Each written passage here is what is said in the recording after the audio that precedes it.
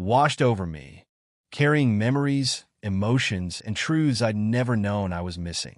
Alexandra. He communicated, and in that single word I felt completely known and completely loved.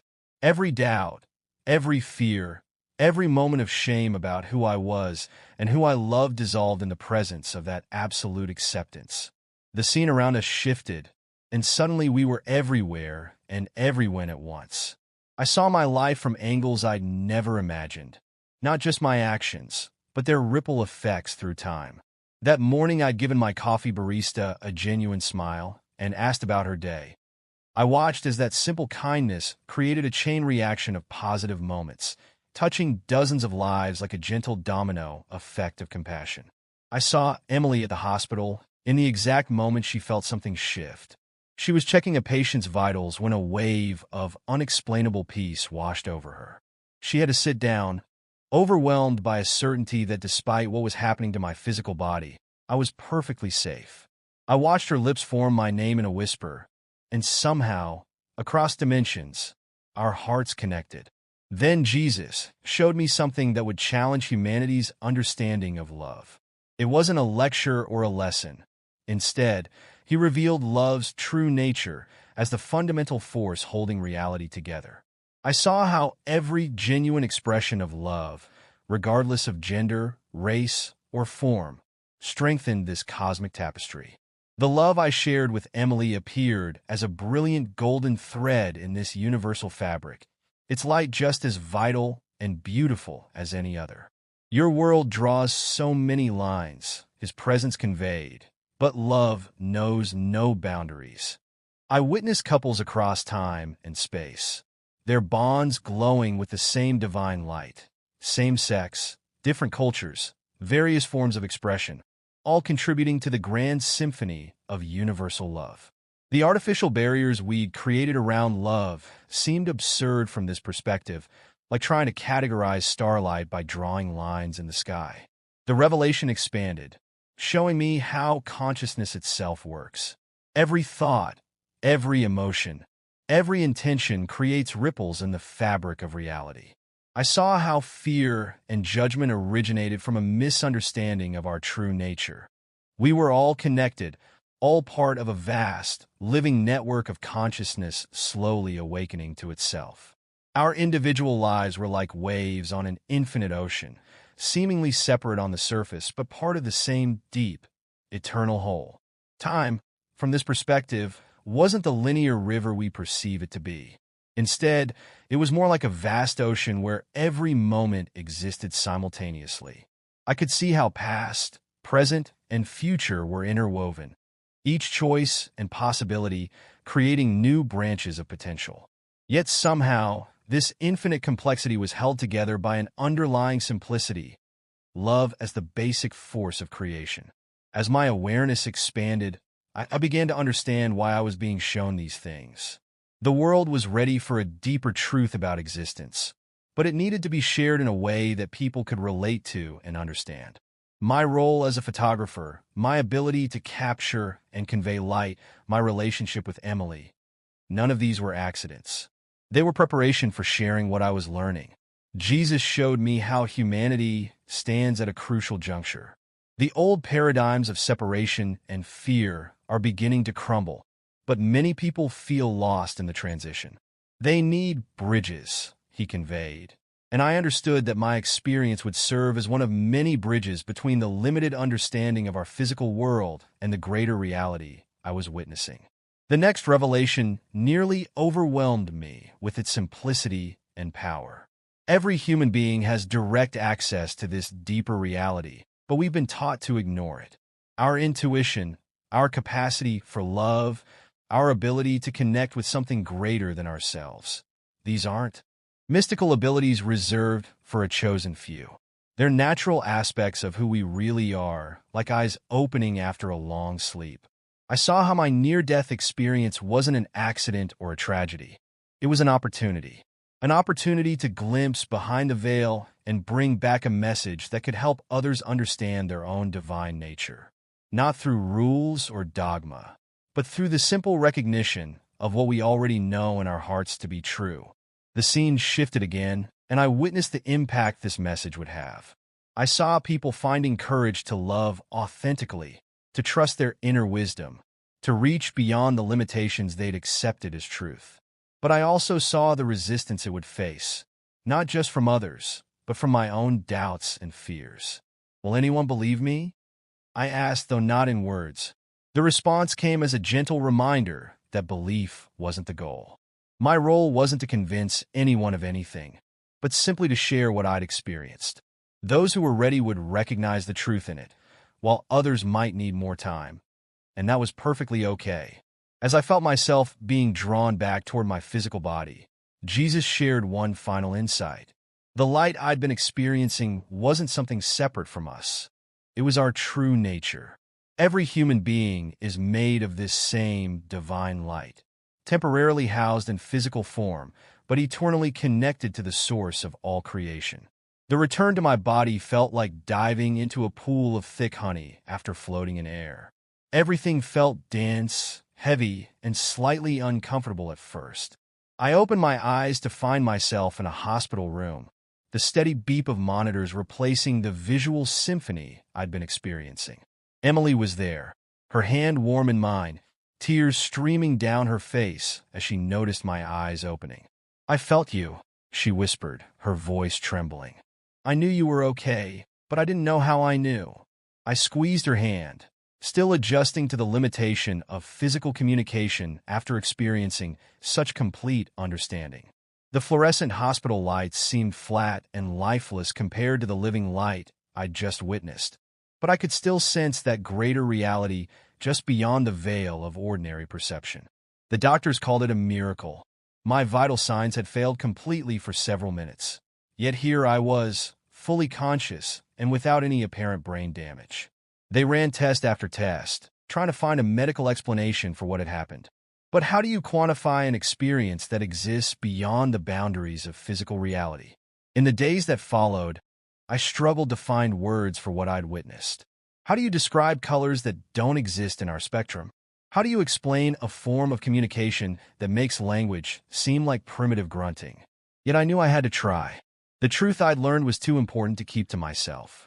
Emily became my first confidant, listening with an open heart as I attempted to articulate my experience. Her scientific mind struggled with some concepts, but her heart recognized the truth in what I was saying. She remembered that moment of inexplicable peace in the hospital, that certainty that I was okay despite what all medical evidence suggested. It's like everything I thought I knew about life and death just got turned upside down, she said one evening as we sat on our balcony, watching the sunset paint the sky in colors that now reminded me of that other reality. But somehow, it feels more right than what I knew before. That's when I realized how to share my story. Not as some grand spiritual revelation, but as a simple truth that each person could relate to in their own way. I started writing, using my photographer's eye to capture in words what I'd witnessed in that dimension of pure light and love. The response to my first social media post about the experience surprised me. People from all walks of life reached out, sharing their own moments of touching that greater reality. Some had had near-death experiences they'd never felt safe sharing before. Others described moments of inexplicable connection or knowing that they'd always questioned. My story seemed to give them permission to embrace these experiences rather than dismiss them. Of course, there were skeptics.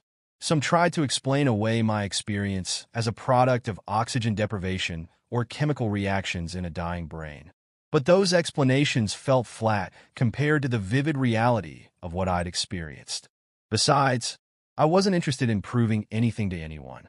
My role was simply to share what I'd seen and let others decide for themselves what to make of it. The most powerful responses came from people who felt excluded by traditional spiritual teachings. Same-sex couples wrote to tell me how my experience had helped them reconcile their faith with their love. People who'd lost loved ones found comfort in my descriptions of the reality beyond physical existence. Those struggling with purpose discovered new meaning in the idea that every life contributes to the grand tapestry of existence. Emily and I began hosting small gatherings in our apartment, creating a safe space for people to explore these deeper truths about reality. We didn't call it a religious group or even a spiritual one. It was simply a place where people could share their experiences and questions without judgment. Emily's medical background proved invaluable, helping bridge the gap between scientific understanding and spiritual experience. As my story spread, I received invitations to speak at various venues. I accepted some, declined others, always guided by the simple intention to share truth rather than create a following. My photography took on new depth as well.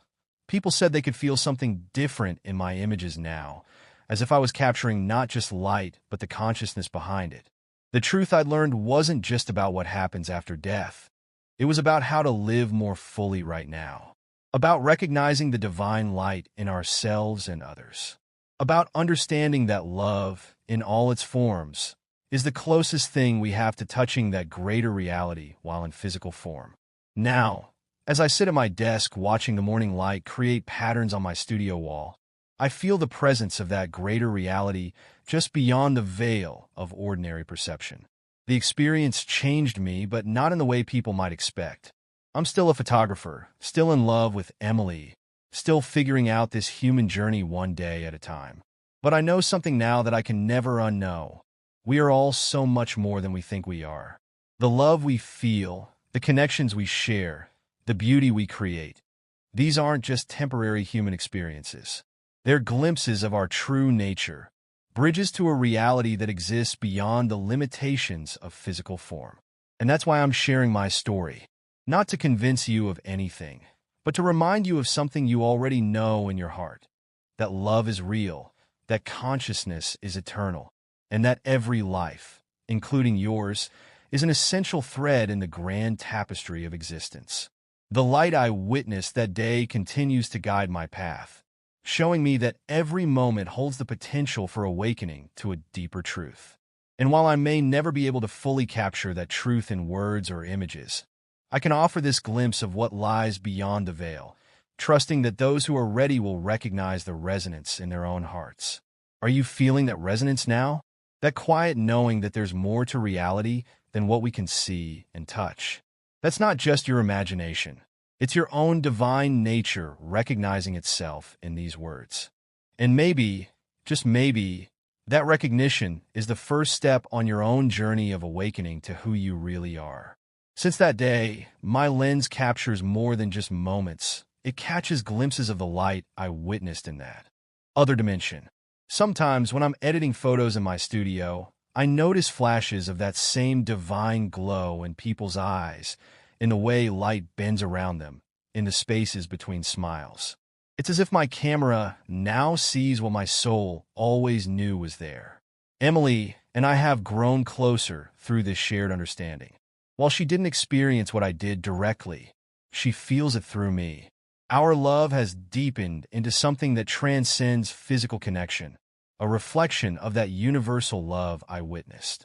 When we host our small gatherings, people often comment on the energy between us, how it makes them feel safe to explore their own experiences with the unexplainable. The messages keep coming in. Each one touches my heart in a different way. A teenager in Oklahoma writing about finally feeling accepted for who she is. A grieving widow in Miami finding peace in knowing her husband's consciousness continues. A scientist in Boston discovering that spiritual experience and rational thought aren't mutually exclusive. My photography business has evolved too.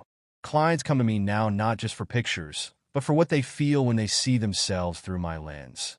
You capture something different, they say. Something real. I know what they mean. I'm capturing that inner light, the one that connects us all to the source I encountered. But here's what I've learned matters most. This isn't just my story. Every person who feels drawn to these words has their own direct line to that greater reality. You don't need a near-death experience to access it. The door is always open, the connection always there. Sometimes it whispers in moments of quiet joy. Sometimes it shouts through unexpected synchronicities. Sometimes it simply sits with you in the stillness between thoughts. The light I witnessed that day wasn't separate from us. It's what we're made of.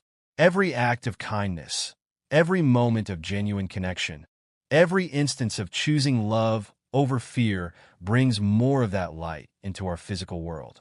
We're not human beings having occasional spiritual experiences. We're spiritual beings having a temporary human experience. And that's really what I want to leave you with. You don't need to believe my story to know your own truth. If something in these words has stirred a recognition deep within you, that's your soul remembering what it never truly forgot. Trust that feeling. Follow it. Let it guide you toward your own understanding of the vast, beautiful mystery we're all part of. Because in the end, that's what my experience taught me. We're all just walking each other home, one moment of love at a time, one recognition of truth at a time, one awakening heart at a time. And maybe, just maybe, that's exactly why we're here. The light is always there, waiting to be recognized. And once you see it, really see it, you'll never unsee it again. That's not the end of the story. It's just the beginning. Your beginning. Are you ready to see your own light?